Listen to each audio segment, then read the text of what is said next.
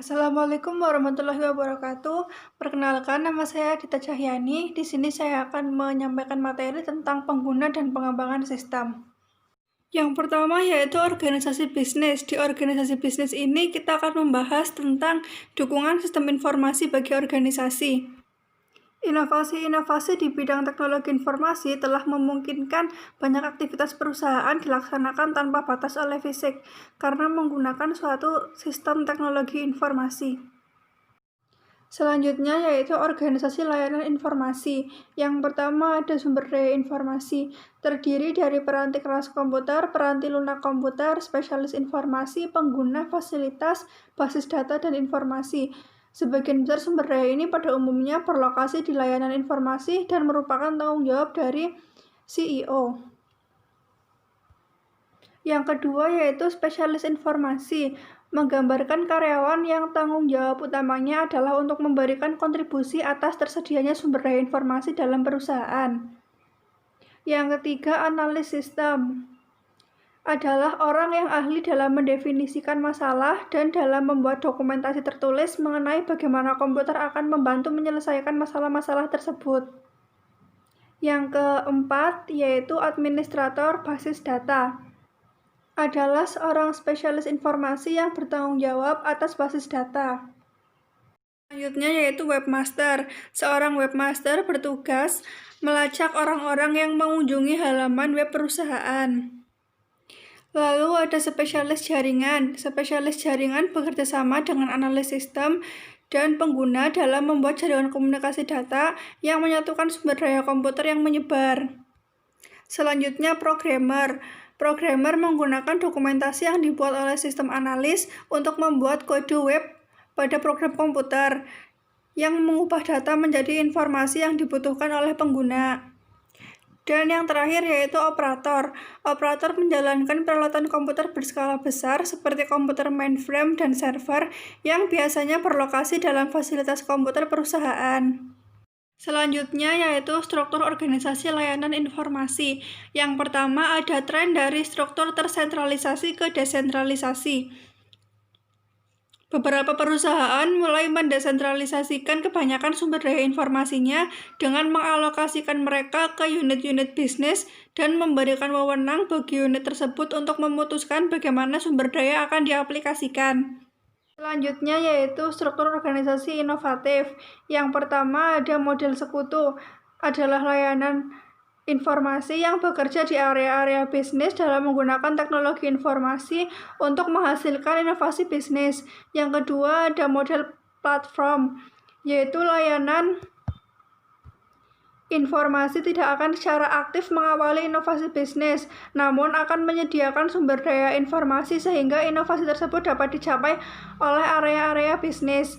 Dan yang terakhir yaitu model berskala, yaitu sumber daya harus diperoleh begitu peluang besar muncul dan harus dapat dengan cepat dilepaskan ketika peluang tersebut tidak terjadi lagi.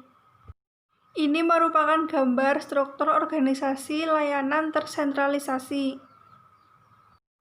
Dan ini merupakan model jaringan organisasi sistem dari struktur organisasi inovasi. Selanjutnya yaitu komputasi pengguna akhir. Ada 4 pengaruh utama. Yang pertama yaitu dampak pendidikan komputer. Dampak program-program pendidikan komputer yang baik di sekolah negeri, swasta, maupun universitas, dan perusahaan-perusahaan industri mulai terlihat.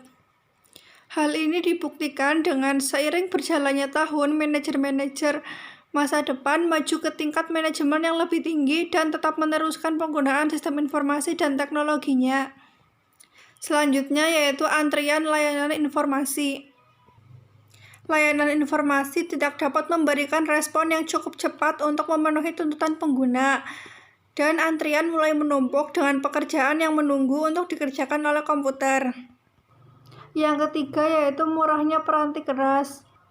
Pengguna dapat memperoleh sendiri peranti kerasnya dengan memesan di toko komputer setempat melalui telepon dan meminta sistem tersebut dikirimkan menggunakan taksi atau yang lainnya, sehingga itu akan menjadi lebih murah. Dan yang terakhir yaitu peranti lunak siap pakai. Peranti lunak siap pakai ini menawarkan dukungan yang ditingkatkan dan kemudahan penggunaan yang memungkinkan perusahaan dan pengguna-pengguna individual dengan sedikit keahlian komputer mengimplementasikan suatu sistem berbasis komputer. Selanjutnya yaitu pengguna sebagai suatu sumber daya informasi. Yang pertama ada keuntungan komputasi pengguna akhir. Keuntungannya yaitu menyamakan kemampuan dan tantangan. Dengan adanya komputasi akhir, antara kemampuan dan tantangan akan seimbang. Selanjutnya yaitu mempersempit cara komunikasi. Dengan menggunakan sistem informasi pada komputasi pengguna akhir, maka komunikasi yang digunakan akan lebih sempit dan lebih dekat.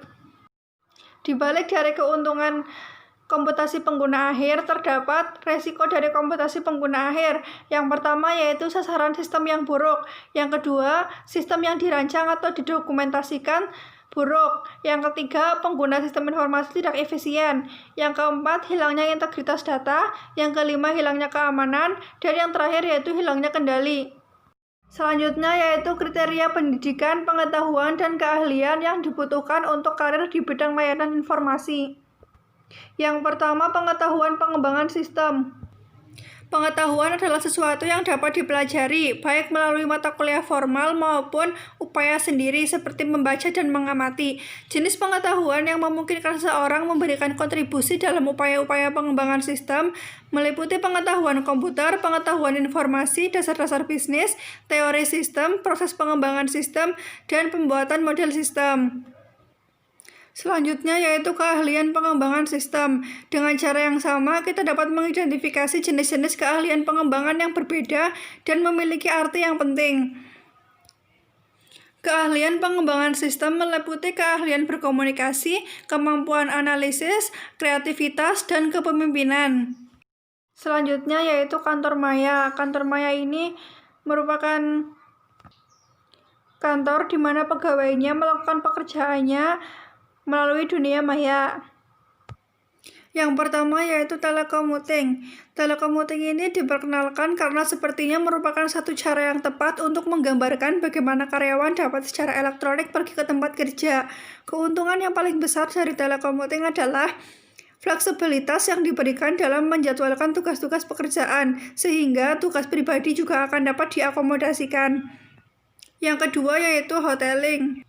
Hoteling ini merupakan perluasan dari telecommuting, di mana perusahaan menyediakan suatu fasilitas terpusat yang dapat dibagi bersama oleh karyawan jika terdapat kebutuhan akan ruangan dan dukungan kantor. Selanjutnya yaitu keuntungan kantor maya. Yang pertama, biaya fasilitas yang lebih rendah. Yang kedua, biaya peralatan yang lebih rendah. Yang ketiga, berkurangnya penghentian pekerjaan. Yang keempat, kontribusi sosial. Selanjutnya yaitu kerugian kantor maya. Yang pertama adalah moral yang rendah, disebabkan tidak adanya umpan balik positif yang berasal dari interaksi tatap muka antara atasan dengan sesama rekan kerja. Yang kedua yaitu kekhawatiran akan risiko keamanan. Keamanan data dan informasi dapat lebih sulit untuk dikendalikan di dalam lingkungan kantor maya. Sekian penyampaian materi dari saya. Maaf karena masih banyak kekurangan. Terima kasih. Wassalamualaikum warahmatullahi wabarakatuh.